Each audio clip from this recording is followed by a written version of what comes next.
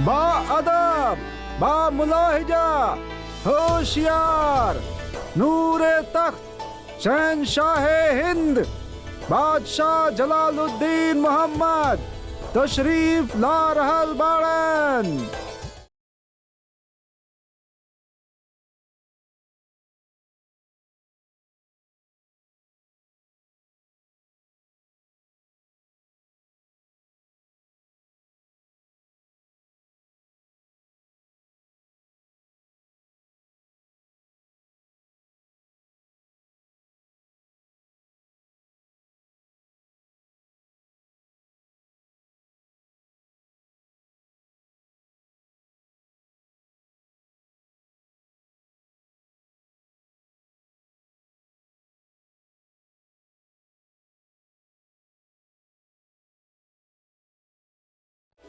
माशाअल्लाह, कमाल के तोहफा देले बानी रउआ रुकैया बेगम।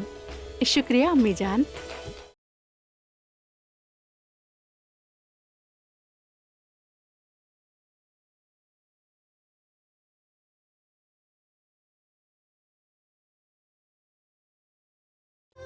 हम आपके तोहफा खातिर आपके शुक्रिया अदा करतानी। हमके आज तक मिलल तोहफा में सबसे बेहतरीन तोहफा ही लागल। एकर नूर हमेशा मुगल सल्तनत के शान की तरह चमकत रही। हालांकि एकरा ढूंढे में हमके बहुत मशक्कत करे के पड़ल, लेकिन आप हमके वो तोहफा देनी जो को बादशाह के पास होखे के चाहिए। आपके इस सोने के काम में जरल बख्तर जैसन कपड़ा जे हमें दुश्मन के वार से बचाई और एकर चमक मुगल सल्तनत के बादशाह के शान से ओकर आंख चौधिया दे।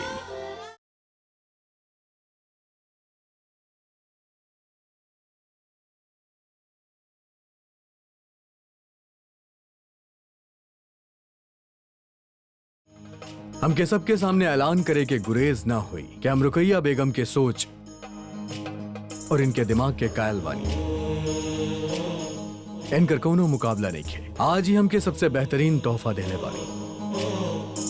गुस्ताखी माफ शहनशाह। रियाया के कुछ लोग राउर दीदार करके ख्वाहिश रखा ताड़े।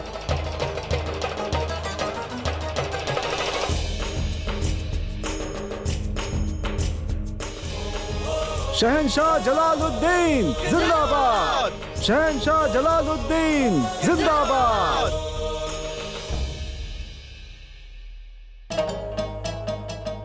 इतना सारा लोग। अल्लाह रहुआ के लंबा उम्र देवे शहंशाह। रहुआ हमने खातिर कुआं बनवा के प्यासा के पानी ही ना देनी, जिए के वजह दे देनी।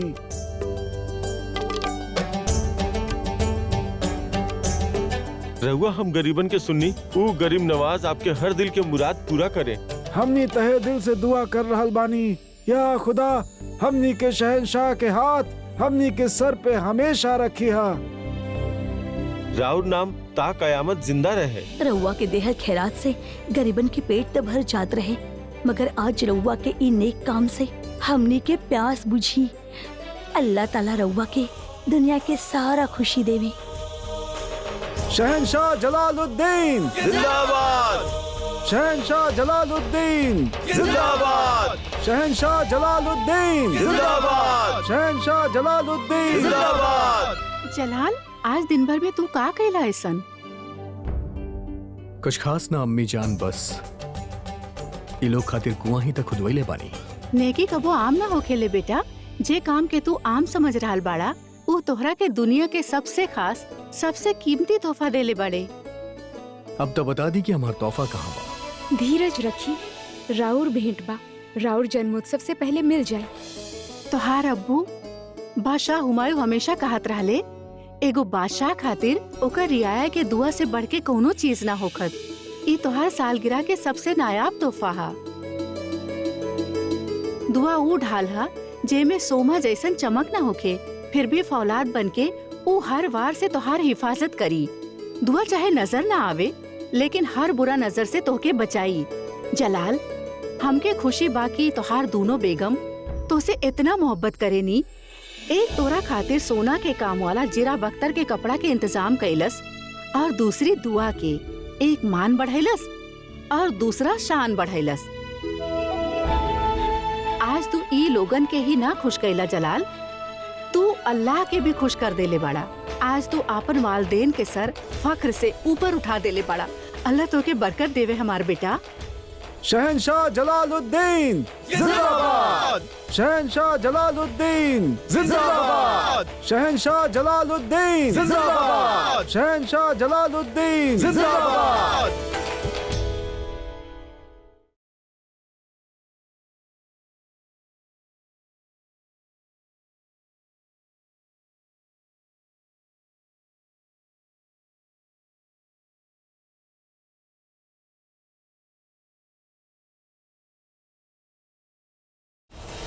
हम आप सबके सामने एगो ऐलान करे चाहब। अभी कुछ वक्त पहले हम आप सबसे कहले रहनी कि रुकैया बेगम के तोहफा सबसे बेहतरीन है, लेकिन अब हमार मानल बा कि हमार सबसे बेहतरीन तोहफा हमकी जोधा बेगम देहले बाड़ी।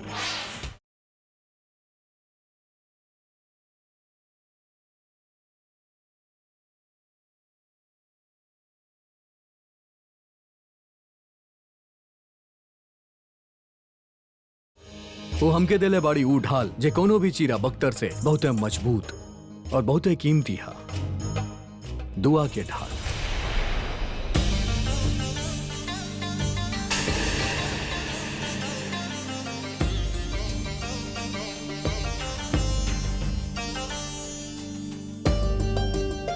ये देखिए,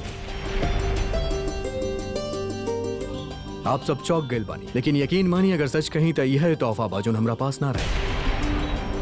एगो आम आदमी के लिबास और एकर पहने वाले की जरूरत हमके आज समझ में आयल बाजुन एगो शहंशाह खातिर बहुत जरूरी बा।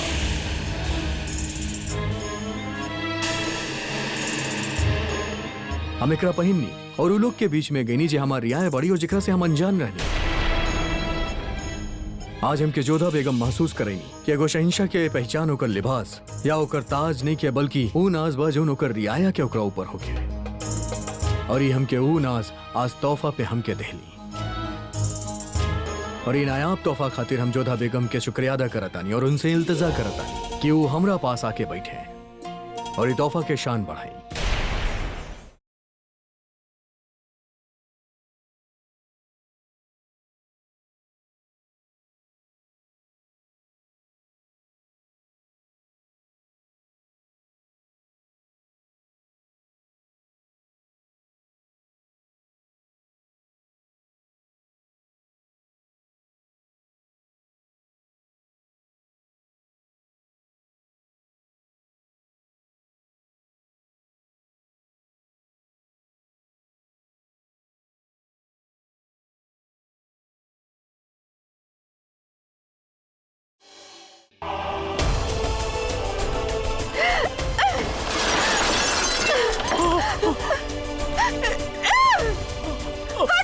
संभालिए अपना आपके गुस्सा के थूक दी ही हुजूर।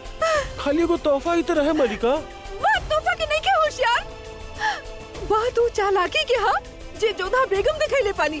हम जाने ले कि वो दोनों के बीच कुछ नहीं के। फिर इतना दिमाग लगावे के का जरूरत रहले उनके। रउआ बेवजह ही बात के तुल दे रहल बानी मलिका। जोधा बेगम में तो दिमागी कहाँ बा जे रउआ से टक्कर ले सके, और फिर राउर तोहफा के सामने जोधा बेगम के सोच के बिसाते का बा। हमरा तो लगा था शहंशाह के ऐसा तोहफा दिहल ही बेवकूफी रहे। बेवकूफ ना बिया, वो बहुते चालाक बिया, बहुते चालाक। बहुत सोच समझ के तीर चलेला सो जे निशाना पे लग भी गई। हम जाने ले कि वो हमार मुकाबला में टिक ना सकीले, लेकिन हम उनके हमार मुकाबला में खड़ा होके लायक छोड़ भी ना।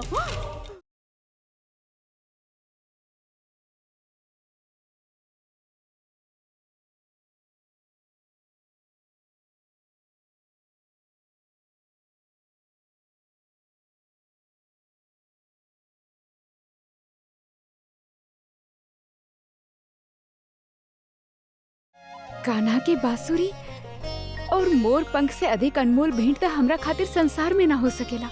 हमार जन्मदिन के ही आज तक की सबसे अनमोल भेंट बा मोती।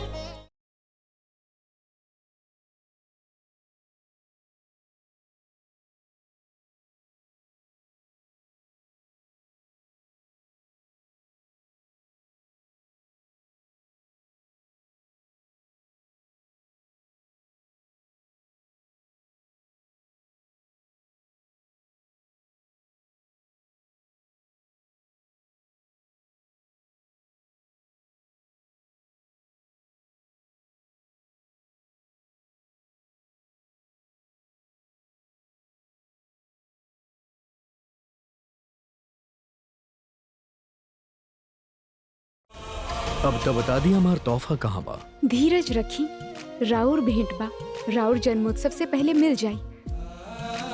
शहंशाह जलालुद्दीन जिंदाबाद। वो रात आप जौन कहनी मरियम मुज़बानी, वो बहुत कुछ बदल देहलस हमार जिंदगी में। हमार सूतल एहसास के जगह दहली रहनी आप। रुकैया बेगम के दिहल तोहफा आंख चौथिया दिहल रहे हमार, लेकिन आपके दिहल तोहफा आंख खोल देहलस हमार। पहला बार के वो बादशाह के फर्ज के पहचान करैले रहे हमरा के बादशाह के निशानी उ ताज ना बल्कि वो नाज होखेला जौन ओकर रियाया के ओकरा पे होखे। एक ही पल में जादू कर देले रहनी आप। एक पल तक पूरा जीवन, पूरा संसार बदल सकेला शहंशाह। राउर सोच बदलल हमार ना, वो पल के निर्णय रहे। अब जौन भी रहे उस शान से ही हम अपना आप के रोक ना पावत रहनी। मिले चाहत रहनी इतना शिद्दत से कि सबेर होके के इंतजार भी ना कर पैनी हम, और चल आईनी आपके पास। ये जानत भइल भी कि शायद आप हमरा ऐसन वक्त पे आवे के बुरा मान सकेली। शहंशाह रउआ ई समय हम सबेर होके के इंतजार ना कर पैनी, खुद के रोक ना पैनी।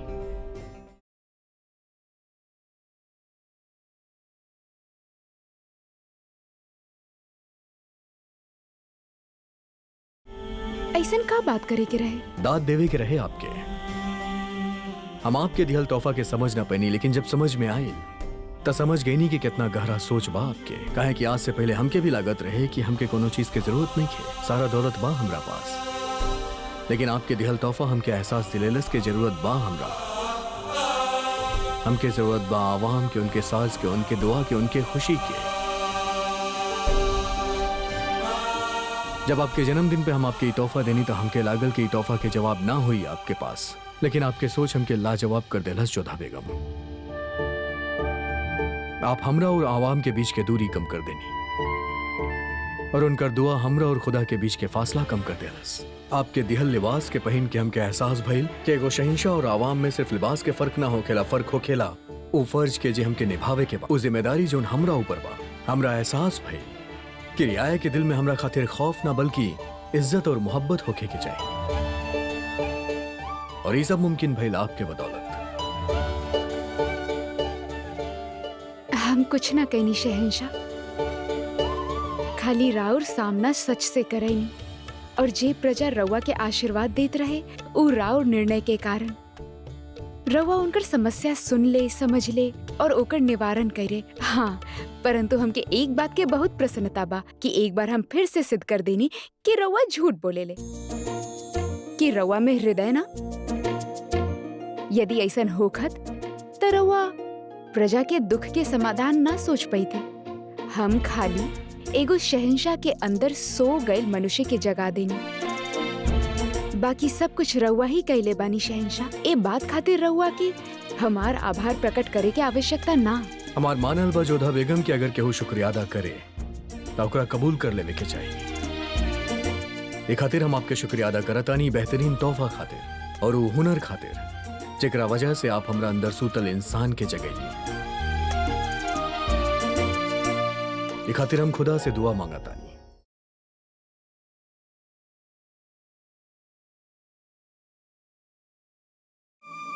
का दुआ मांगले रउआ? ये है कि वो आवे वाला मौका में आपसे हमके ऐसे ही बेहतरीन तोहफा पावे के मौका अता फरमाए। शब्बा खैर जोधा बेगम।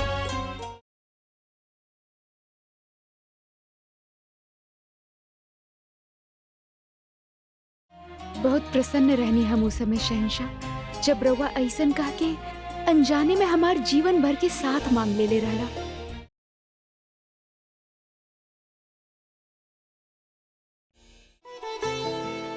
जोधा, इला ई काढ़ा पीला।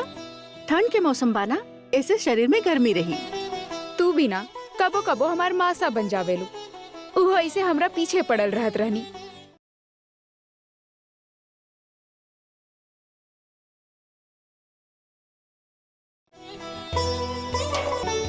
एगो बात बताई मोती, कल रात शहंशाह आयल रहले हमार कक्ष में।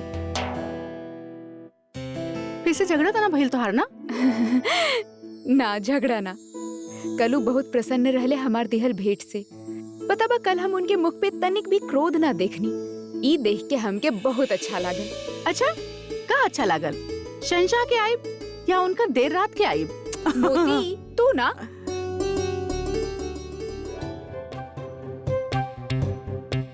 रही रवा अपने पीछे सलीमा बेगम के हमेशा काहे दौड़ावेला?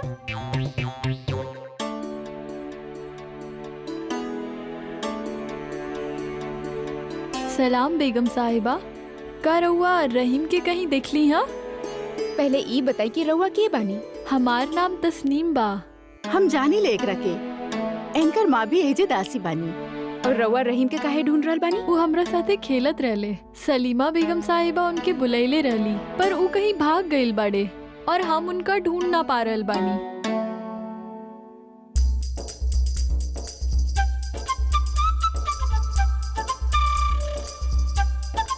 खाने खाने तो एजा नहीं खे। हो सकेला वो बगीचा में छुपल होके। रवा ओही जे ढूंढी।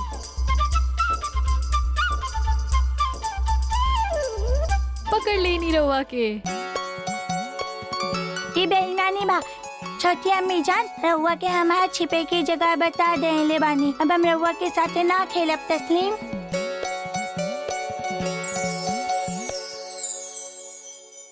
अब हम भी जात बानी बेगम साहिबा। आदाब।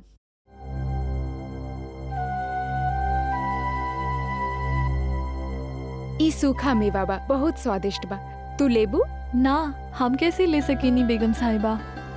ले ली तस्नीम, तोहर बेगम साहिबा तो के दे रहल बानी। ला, एके बाहर ले जा और आनंद से खा।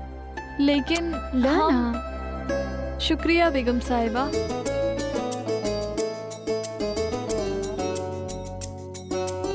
पता बा मोती, हमके बच्चा इतना प्रिय काहे बाड़े? काहे भला? काहे कि संसार में उनसे अधिक निश्चलता केहू में भी ना होखेला। मन में ना तो कौनो दोष और हृदय में ना कौनो कपट। जब मनुष्य के अंदर से निश्चलता चल जावेले तब वो ईश्वर से दूर हो जाला। सही कहलू जोधा।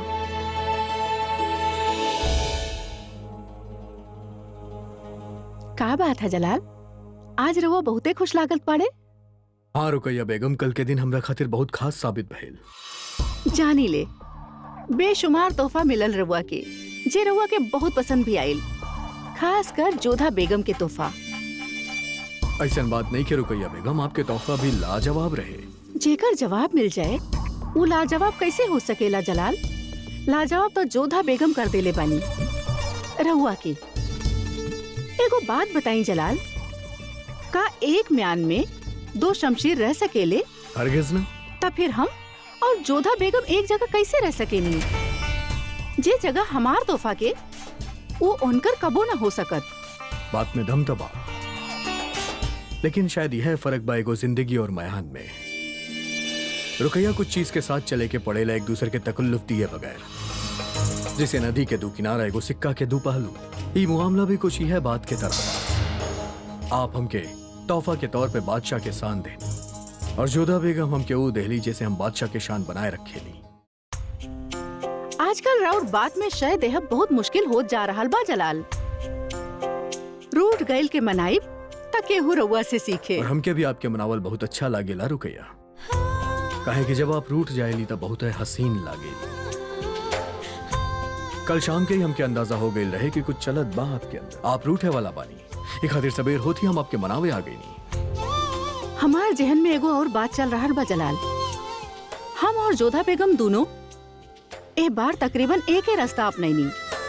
हम भी रउआ के राउर तोहफा खोजे भेजनी और जोधा बेगम भी राउर तोहफा ही रउआ से ढूंढवाईनी। हमके एक और बात में ऐसा नहीं इत्तेफाक दिखाई दिया। जैसे आप हमारे सबसे अच्छा दोस्त बनी, वैसे ही हम जोधा बेगम में भी कहूं ना कहूं एगो दोस्त दिखे। देखिए, आप हमारे सबसे खास दोस्त बानी और हम दोस्ती बहुत ईमानदारी से परखेली, खातिर हम सोचनी कि सबसे पहले आपके बता दी। एगो और बात ईमान से बताई जलाल, का अब राउर नया दोस्त ये पुराना दोस्त के जगह ले ले? हरगिज ना। रुकैया, कुछ चीज जैसे बरकत, शराब और दोस्ती जितना पुरानी होके उतना मजबूत होके आपके जगह केहू ना ले सकेला। हाँ, हालांकि जोधा बेगम भी अपन दोस्ती की शुरुआत कर देले बा।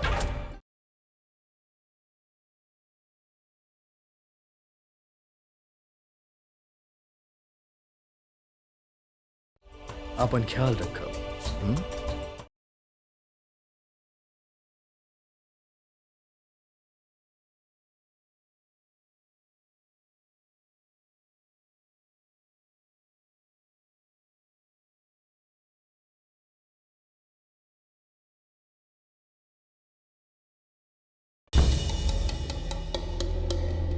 जोर से। जी हुजूर। ऐसन लग रहल बा कि चींटी चल रहल बा हमार कंधा पर। और जोर से। जी हुजूर। जी हुजूर, जी हुजूर। काबिल हुजूर? कुछ ना।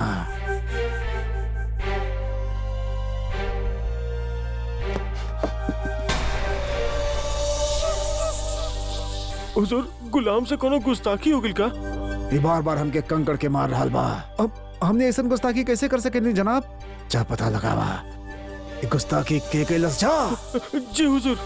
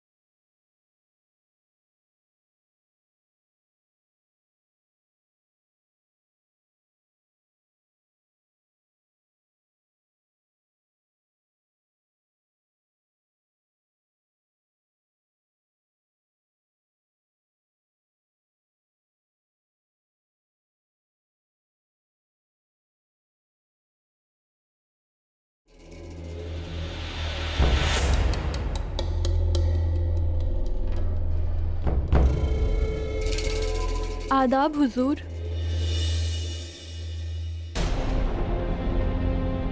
मोती, वो अधम खानी बाड़े ना? हाँ, पर ई यही का कर रहल बाड़े? हमके पत्थर रहुआ मर्दी। ना हुजूर, हम तो बस अपन पतंग उतारत रहनी। वो शायद गलती से लग गई होगी।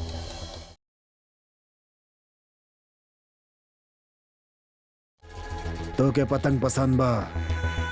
हाँ। यहाँ बा।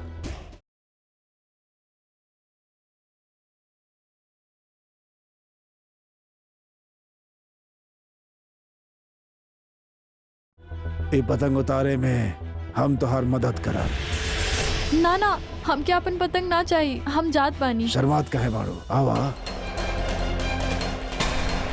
हमके ना चाहिए अपन पतंग, हमके नीचे उतार दी। मोती, तू बिल्कुल सही कहत रहलू। अधम खान की दृष्टि ठीक नहीं है। ले ली पतंग। ना, हमके ना चाहिए अपन पतंग।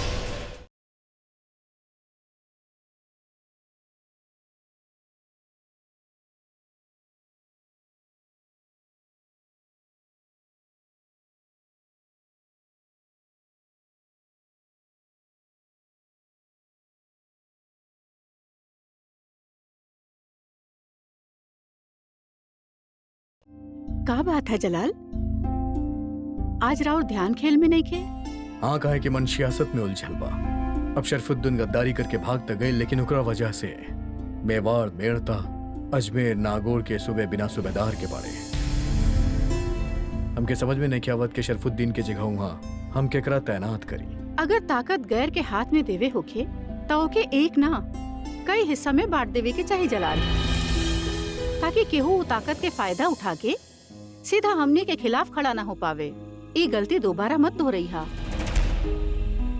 चारों सूबा अलग अलग लोगन के हाथ में सौंप दी, और ऐसन लोग जे राउर वफादार ता होखे मगर जेकर आपस में बने ना। मशवरा अच्छा बा आपके रुकैया।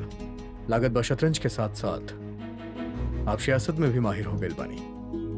ठीक बा, बारे में हम एक बार बड़म्मी से बात कर लेबा। अभी अभी कहला की गलती ना दोहराई और फिर से वह गलती दोहरा रहल बानी रहुआ। अगर महामंगा से पूछी है तो वो सूबेदारी अधम खान के देवे खातिर कही है, और रहुआ अच्छे से जाने ले कि अधम खान से मालवा के भी सूबेदारी ठीक से संभालल न जा रहा है। वो सूबेदार मालवा के बड़े, लेकिन ज्यादा वक्त आगरा में बितावेले।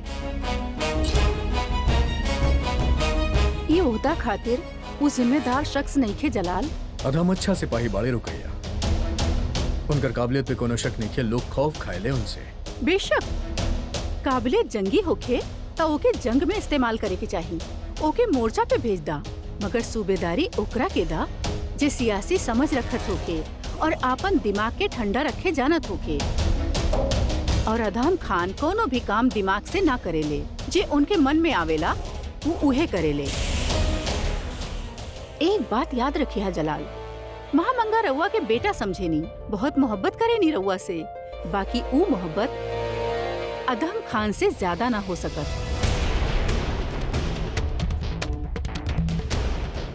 अब यहाँ आपकी गलत फहमी बा रुकैया, और खुदा के खातिर हमार बड़ अम्मी के बारे में कुछ ना ही कहीं तो बेहतर बा। ठीक बा, हम उनके बारे में कुछ ना कहब, मगर सूबेदारी पे हमार राय के बारे में गौर फरमैहा। आप बात में इतना उलझ गए नहीं कि आपके खेल पर से ध्यान ही न रहल। ईशा और मात, बात खेल के होके या जिंदगी के, हम हमेशा चाहब कि रउआ ही जीते। अपन मात में भी हमके खुशी बिया, काहे कि ई में फतेह रउआ के बाजलाल। मेवात, मेरता, अजमेर और नागौर, ये सब के संभाले खातिर अधम से ज्यादा और के काबिल बा रेशम। मगर रउआ जाने नहीं कि शहनशाह पे रुकैया बेगम के कहा असर बा, और रुकैया बेगम अधम खान साहब के खिलाफ बानी।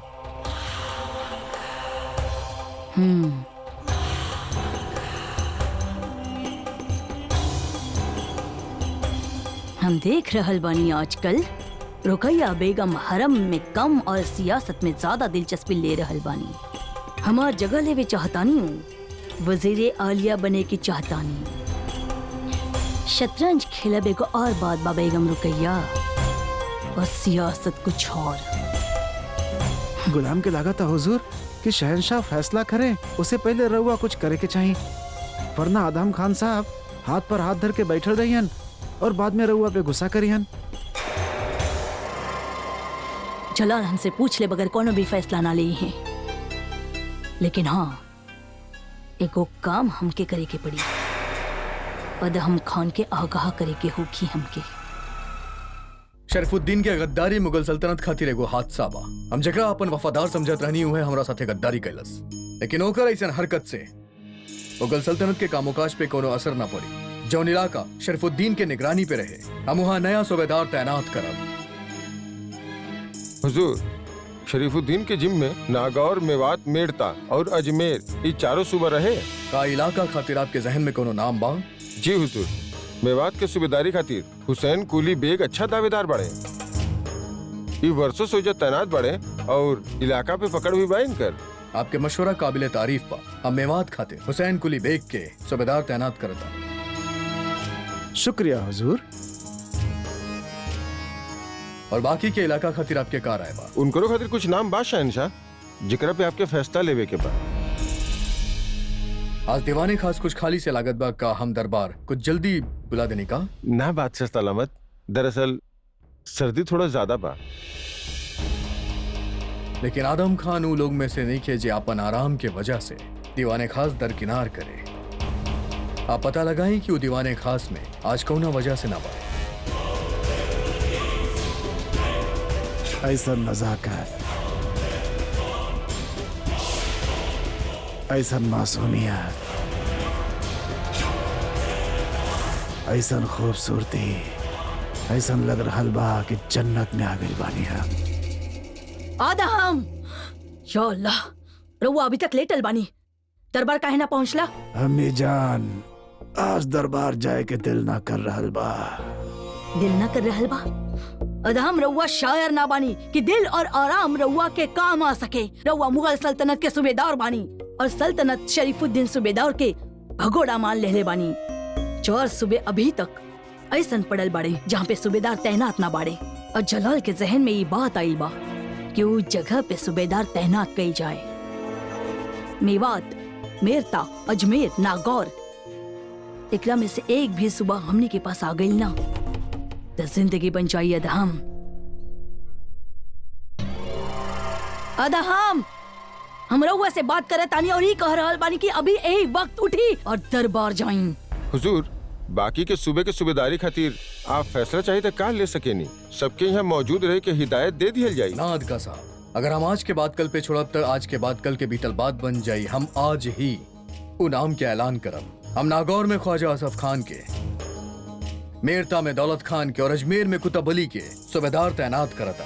हमार हुक्म के तामील होगी। जी हुजूर। आज के दीवाने खास बर्खास्त।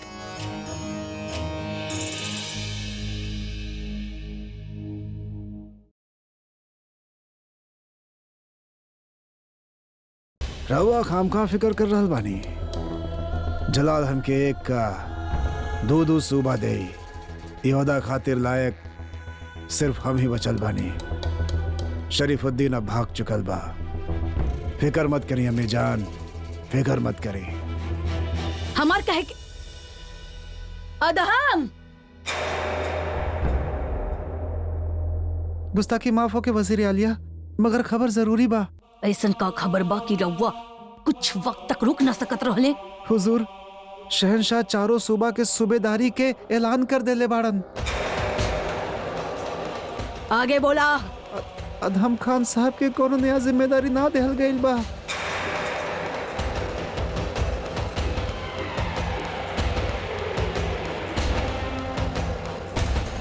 जलाल इतना बड़ा फैसला ले लेलस और हमसे बात तक न कैलस। वज़ीर आलिया होखला के नाते हमसे सलाह मशवरा करल भी वाजिब ना लागल उनके। ना जलाल, रउआ के ऐसा ना करे की चाहत रहे।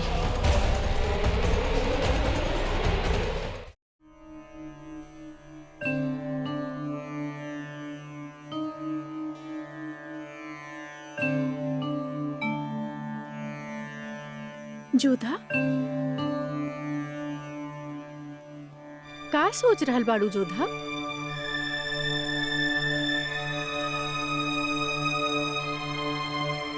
आदम खान के विषय में सोच रहल बानी मोती। हम जे कुछ भी देखनी सह ना पा रहल बानी ओकरा के। तस्नीम कितना छोट बालिका बिया, तब भी आदम खान ओकरा पे अपन कुदृष्टि रख ले बा, जे की सोच से भी परे बा। बुरा तो हमके भी लागल है, परंतु शायद यह नियति है कि संसार में पुरुष नारी के सदा दमित करत आइल है, सदा ओकर शोषण ही कैले बा। और फिर तस्नीम के माँ एगो दासी ही तबिया, ओकर या तस्नीम के आदम खान पे का बस चली। यहाँ पे दासी के केवल कठपुतली के भांति नचावल ही गइल बा, खाली एक खिलौना के भांति ओकरा से खेलल ही गइल बा। परंतु हम दासीना बेगम बानी, और बेगम होखला के नाते हमार कर्तव्य है कि यदि आदम खान कुछ बुरा करे जा रहल बा ता हम ओके रोकी। जोधा, आदम खान बहुत शक्तिशाली भी बा और कुटिल भी। ऐसे कैसे हम एगो बालिका के मांग भंग होकर देख सके नी मोती। जोधा, जोधा, आगरा में हमने के इतना दिन न भइल जितना संकट आ चुकल बा। अब एगो और संकट काहे मोल लेताड़ू? ईश्वर खातिर जोधा मत जाई। भगवान के कारण ही ना रुक रहल बानी मोती। हम सदैव भगवान से सहायता मांगे नी, काहे कि वो हमनी से अधिक बलशाली बाड़े और सक्षम बाड़े, और हम जिनसे अधिक सक्षम बानी हमार कर्तव्य है कि हम उनकर सहायता करी। और सब कुछ जानला के बाद यदि हम चुप रही तो हमार सर सदैव अपराध बोध से झुक जाई मोती। चली। परंतु जोधा, तू जात कहाँ बाड़ू? तस्नीम के घर।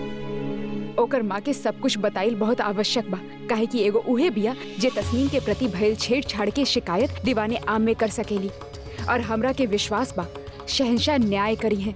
यदि ऐसन बा तो हम भी चलब। परंतु मोती तू ना जोधा, तू अपन बेगम होके के कर्तव्य निभा रहल बाड़ू, और हम आमेर के राजकुमारी से जुड़ल अपन कर्तव्य के हम तो क्या अकेला ना जाए देब।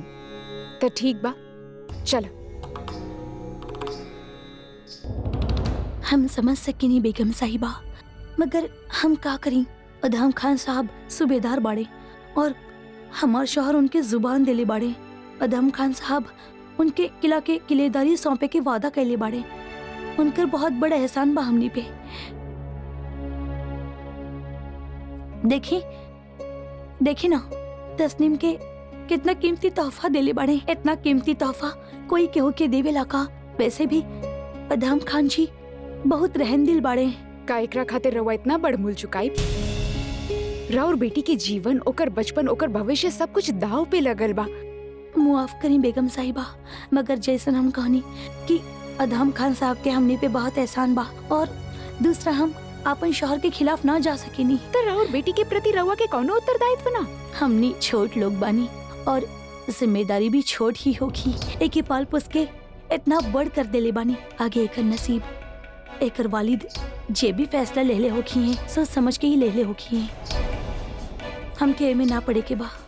अम्मी जान, हमके सूबेदार आदम खान से बहुत डर लागेला। वो हमके यहाँ कमर से पकड़ के उठा लिए रहल। चुप करा बदजात। पर अम्मी जान, उनके बारे में ऐसा बात करत बाड़ू? अरे जिंदगी भर उनकर जूती साफ करबू ना, तब वो उनकर एहसान ना उतरी। एगो माँ ही अपन बेटी के शत्रु बन बैठल बिया। कब तक स्वयं के ऐसे बलिदान करत रही है नारी? हमके कुछ न कुछ तो करे के ही होगी।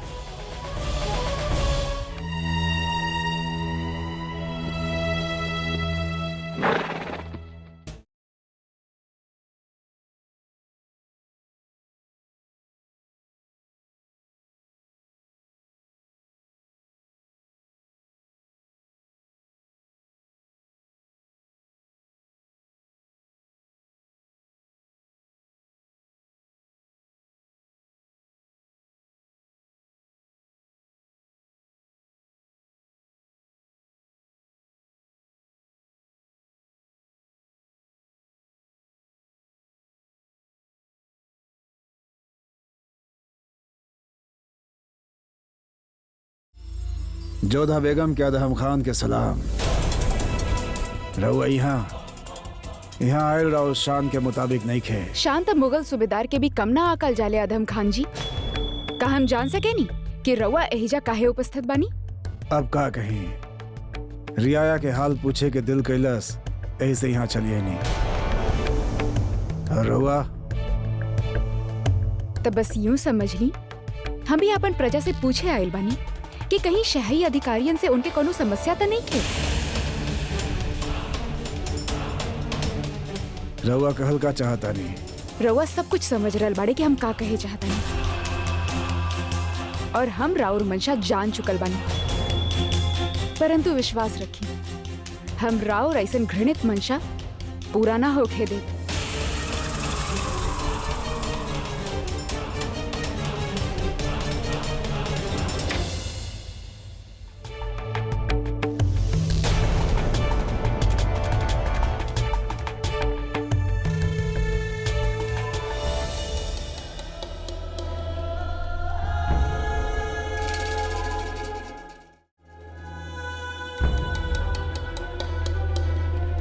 आदाब, अंदर आई हुजूर। ना, हमें जे ठीक बानी। तस्नीम,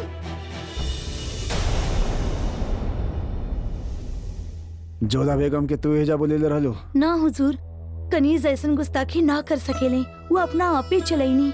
हम तो उनसे कहनी भी कि अदम साहब के हमने पे बहुत एहसान बा, यही खातिर। हम सिर्फ इतना जानल चाहता नहीं कि जोधा बेगम एजा का है नहीं और का बात भइल।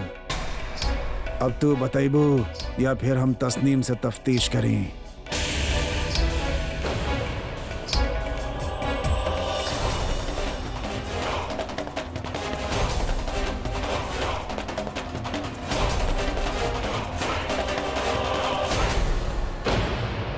हिम्मत कैसे भइल ओकर? हुजूर, गुस्सा थोक दी। हम उनकर बात ना मनली। हम उनसे साफ कह देनी, सूबेदार साहब हमार और हमार बेटी के बहुत ध्यान रखेले, और ऊ जे कही है हमने उहे करब। ठीक बा, एगो काम करिहा, आज शाम महल आ जाइहा, बहुत जरूरी काम बा। हुक्म के तामील होखी हुजूर। और हाँ, साथ में तस्नीम के लिए आइहा। ए तस्नीम खातिर।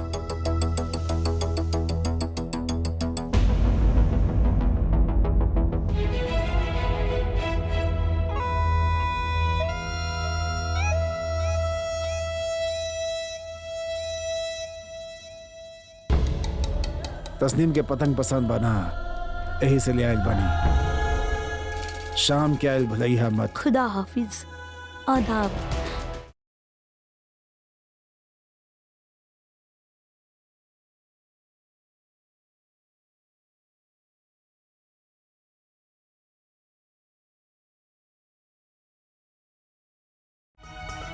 कहलू?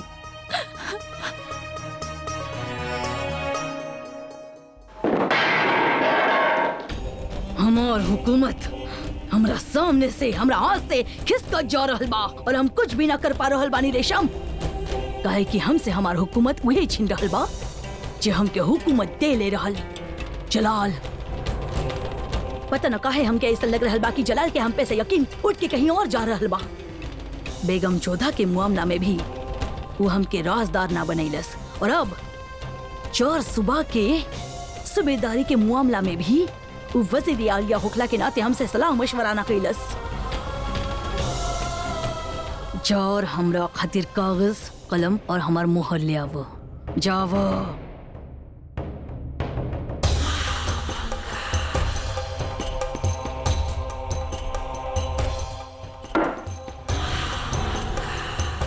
ये पैगाम अभी यही वक्त शहंशाह के पास ले जाओ और उनके पढ़ के भी सुनाई है।